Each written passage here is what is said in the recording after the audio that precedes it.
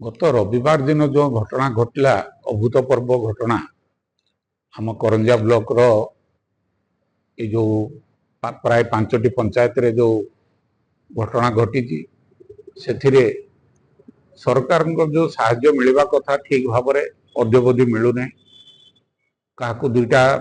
5टा room भांगी क्या दुईटा तिरपाल मिली क्या 7टा भांगी क्या 4टा मिली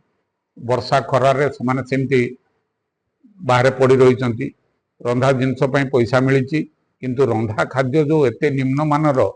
आपण माने निजे देखिले उपजिलापाल पाखे दाबी कलापर सी सरजमीन तदंत करी उपजिलापाल ठीक मूल्य मानर खाद्य देवाई से आज निर्देश देते उपजिलापाल महोदय काली तिरपाल बांटा कथा बंटा हो पारानी कारण एमएलए और मंत्री आसिले बांटा हम पुणी आज जाकि बांटी शुणा जाऊँगी आपण मैंने जानवा दरकार आम लोक को 2 जन जो मरीगले 4 लाख टंका मुख्यमंत्री घोषणा कर जो कटक रे मरीगले बड़ डाक्तरखाना आपण मैंने जानी 25 लाख दाबी सहायता राशि कहते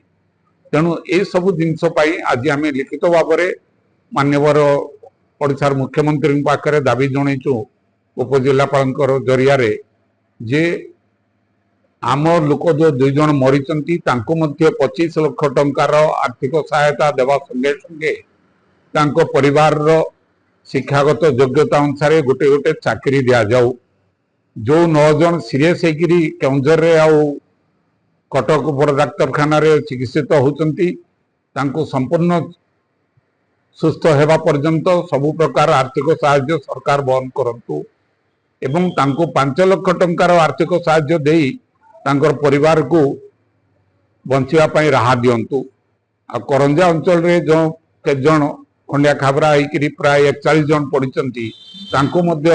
संपूर्ण प्रकार साहाय्य दि जाऊ ये जो घर करने आर्थिक साहाय्य जोगे देवाई कह सरकार घोषणा कर लोक को मिली किसी लोक को अद्यवधि मिलना तुरंत से आर्थिक साहाय्य दबा संगे संगे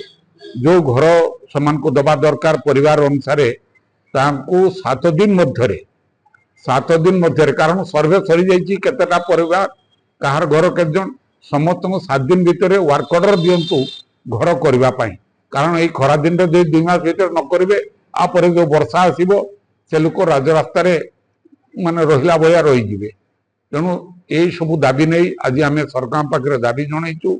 तुरंत यार समाधान करंतु